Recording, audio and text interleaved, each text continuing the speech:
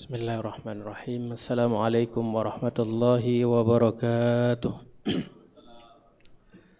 Alhamdulillah wassalatu wassalamu ala Rasulillah wa ala alihi wa sahbihi wa man tabi'ah. Raditu billahi rabba wa bil islami dina wa bi Muhammadin sallallahu alaihi wasallam nabiyya wa rasulah. Kaum muslimin muslimat sidang jamaah salat maghrib yang dirahmati Allah Subhanahu wa taala.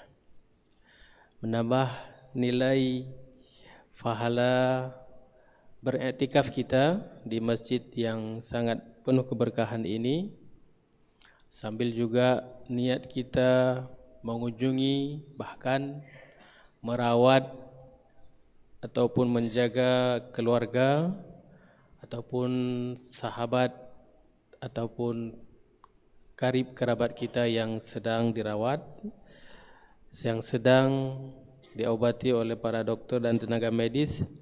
Kita berdoa kepada Allah Subhanahu wa taala semoga semua yang berada di lingkungan rumah sakit ini dalam limpahan rahmat daripada Allah Subhanahu wa taala. Yang sakit segera disembuhkan, yang merawat orang sakit diberikan pahala oleh Allah Subhanahu wa taala. Kaum muslimin,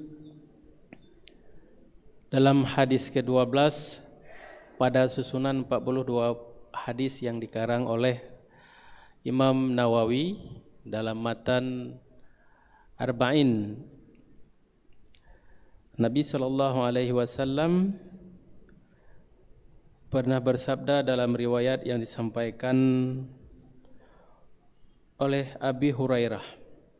Bunyi hadisnya, An Abi Hurairah radhiyallahu anhu qala qala Rasulullah sallallahu alaihi wasallam min husni islamil mar'i tarkuhu ma la ya'nih. Ini hadis hasan rawahu Tirmizi wa ghairuhu hakadha. Dari Abu Hurairah radhiyallahu anhu, beliau berkata, Rasulullah sallallahu alaihi wasallam bersabda, di antara bagusnya keislaman seseorang adalah meninggalkan apa yang tidak berguna baginya. Di antara bagusnya keislaman seseorang adalah meninggalkan apa yang tidak berguna baginya. Hadis hasan diriwayatkan oleh Tirmizi dan selainnya seperti itu. Dari pemahaman bacaan hadis yang kita sebutkan tadi, yang diriwayatkan oleh Abi Hurairah, Rasulullah SAW menyampaikan kepada kita semuanya bahwa setiap muslim itu punya tingkatan kebaikan dia. Salah satu kebagusan, kemurnian dan keistimewaan seorang yang muslim itu adalah dia, tingkatan kepada kebaikan itu adalah tarkuhu ma la ya'nih. Dia memilih untuk melakukan sesuatu, memprioritaskan apa yang bermanfaat baginya dan meninggalkan apa yang tidak berguna. Maka kaum muslimin rahmati Allah Subhanahu wa taala, ini adalah kunci sukses juga dalam kehidupan kita, menggunakan 24 jam yang dibagi sama rata oleh Allah Subhanahu wa taala dalam sehari semalam kepada kita semuanya. Lalu waktu itu kita gunakan, sebahagiannya adalah untuk bekerja, sebahagian lagi untuk istirahat, sebahagian kecil beribadah kepada Allah Subhanahu wa taala. Akan tetapi yang sebagian kecil beribadah kepada Allah Subhanahu wa taala itu bernilai ibadah di dua bahagian waktu, yaitu istirahat dan beramal kita, bekerja kita itu, jika kita berniat mengerjakan amal perbuatan kita, keseharian kita, ataupun jika kita sedang beristirahat berniat beribadah kepada Allah Subhanahu wa taala. Karena di awal hadis disampaikan innamal a'malu binniyat. Itu hadis di pertama dalam kitab Matan Arba'in yang sudah sampai kita baca di ke-12 hari ini. Kaum muslimin rahmati Allah Subhanahu wa taala, maka selalulah berniat beribadah kepada Allah Subhanahu wa taala. Maka dalam kehidupan sehari-hari banyak kita dapatkan bahwa sebahagian besar orang-orang ataupun manusia tersebut dia tidak mengerti definisi prioritas atau apa yang disebut dengan aulawiyat, apa yang utama dia laksanakan. Apa yang utama dia laksanakan itu apa sebenarnya? Yang semuanya perbuatan itu harus ada manfaat pada diri dia. Menghasilkan rezeki, berguna untuk badan, berguna untuk masyarakat, berguna untuk agama, untuk bangsa, untuk negara. Itu semuanya harus ada nilai plus bagi seorang muslim. Kalau tidak, maka dia juga termasuk daripada orang yang bahagian ketentuan iman itu adalah dia bermain-main daripada perbuatan-perbuatan lagha. Qad aflahal mu'minun, salah satunya adalah anil lagwi mu'ridun. Orang-orang yang meninggalkan, menjauhkan, memisahkan, ya, membebaskan diri dia itu dari hal-hal yang tidak ada manfaatnya. Maka kepada kita diingatkan oleh Rasulullah sallallahu alaihi wasallam hendaknya meninggalkan ataupun tidak mengerjakan ataupun tidak berdekatan, tidak bermulazamah, ya, tidak ada dalam waktu kelompok orang-orang ataupun pekerjaan yang tidak ada manfaat untuk siapa? Untuk diri dia sendiri sebenarnya. Meninggalkan apa yang tidak berguna baginya. Hadirin mati Allah Subhanahu wa taala, apa contoh yang hana berguna? Banyak contoh yang tidak berguna. Contohnya dalam kehidupan sehari-hari mesti di HP kita nyawa, kan? Konjai dah aplikasi kan? Banyak aplikasi. Bahkan aplikasi itu melalaikan tanya.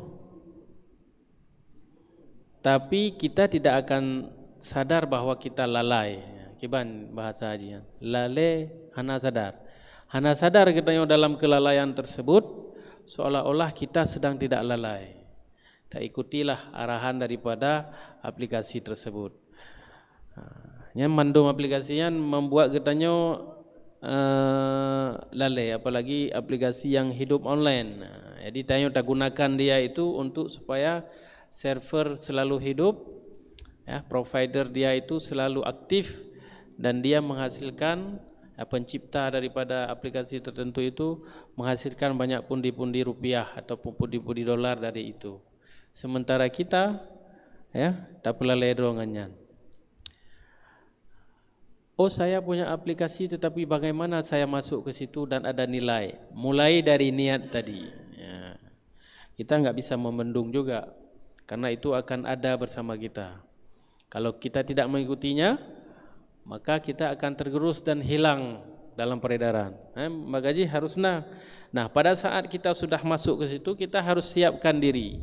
Nah, kita tidak bisa meninggalkan yang ini, tetapi kita tidak boleh meninggalkan peran kita untuk mengontrol apapun itu. Tadi contohnya kan aplikasi. Sebutkan misalnya TikTok. Tak kalan TikTok makin jai dia update aja. Yang orang tertekalan kagak ceramah inan. Kagak mau tanding-tanding main game. Macam tu challenge-nya challenge. Waktu tak cek, waduh. Orang-orang yang haya dum. Inan kagak celet-celet draw dengan macam-macam lah, tergantung apa. Ini bahagian daripada yang tidak bermanfaat. Bahkan membuat diri kita ini yang meremehkan diri kita. Tidak memuliakan diri kita. Maka kenapa tidak kita mengisi dengan yang baik? Apalagi yang temenak-temenak dan lain sebagainya. Ini contoh kecil. Karena itu sangat viral. Dalam kehidupan yang lain juga demikian, hadirin mati Allah Subhanahu wa taala. Ketika kita misalnya sedang duduk bersama dengan kawan-kawan kita di warung kopi ataupun di tempat nongkrong, ya kan? Tarkuhu ma la ya'ni. Orang nongkrong inan gepula padi, tumbuh padi. Dengan HP dia tumbuh padi. Dia mengontrol semuanya. Nah, kita datang ke situ hanya untuk menemani segelas kopi, tapi habis waktu kita cukup banyak. Berjam-jam duduk di situ. Pada saat pulang ke rumah, kita lihat rumah berantakan. Siapa yang bertanggung jawab supaya rumah tidak berantakan? Bukan hanya istri, kita juga. Kita lihat anak-anak menggelitung, ya kan? Atau kita lihat anak-anak belum siap buat PR, atau apalah. Tergantung level kehidupan tanya. Namanya tanya nyona pembantu berarti macam-macam. Artinya itu bahagian kecil juga. Definisi contohnya masing-masing tanya. Tarkuhu ma la ya'ni. Kata Rasulullah demikian. Kita hendak meninggalkan yang tidak ada manfaat. Gak buatnya, tapi hanya manfaat bak katanya nyankan prioritas. Kenapa demikian hadirin yang dirahmati Allah Subhanahu wa taala? Kembali kepada kita semuanya, bahwa setiap kita diberikan waktu yang terbatas, dan waktu itulah yang kita gunakan untuk mendapatkan semua fasilitas, semua pemberian, semua pahala-pahala yang nyan bermanfaat setelah kita mati. Yang kenyan.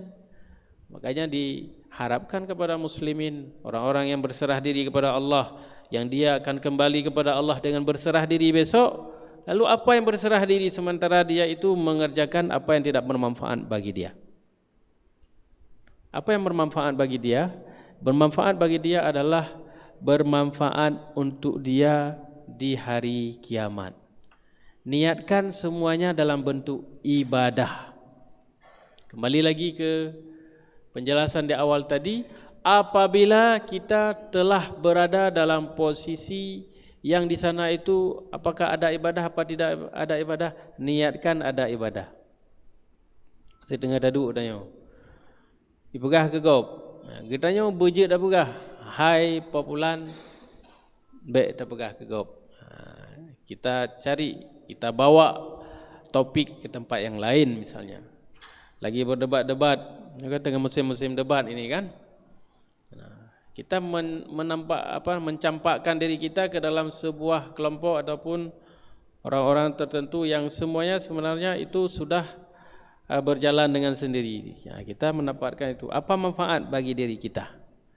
Kecuali setelah kita misalnya melakukan perdebatan segala macam, hilang kawan, habis itu capek pada saat pulang ke rumah, aduh, saya banyak tidak menyelesaikan pekerjaan ini untuk dunia saya.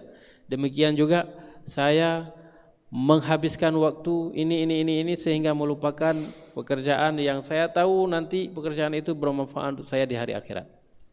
Maka kaum muslimin rahmati Allah Subhanahu wa taala, nasihat daripada Rasulullah sallallahu alaihi wasallam yang tidak pernah salah dan tidak pernah berdusta, selalu berkata jujur, dan kalam beliau ini ataupun sabda beliau ini adalah bukan hanya terlontar dari mulut beliau, tetapi itu sudah dibisikkan oleh Allah Subhanahu wa taala.